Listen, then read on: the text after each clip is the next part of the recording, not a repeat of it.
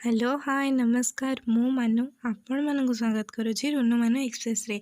आज हूँ पवित्र नागल चतुर्थी। यही पवित्र दिन में मो मामा बाहरी बटेश्वर मंदिर रे पूजा करने। यहाँ हूँ से बटेश्वर मंदिर दृश्य। सेठारे शिवंकर एक महान प्रतिमूर्ति पूजा पाउछि एवं एक सुंदर फोटो लगी।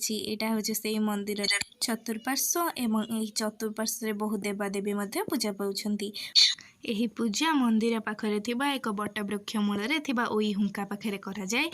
तो चलंतु देखिबा एठाको आसीथिबा लोक माने किपरि हे पूजा को पालन करूछंती।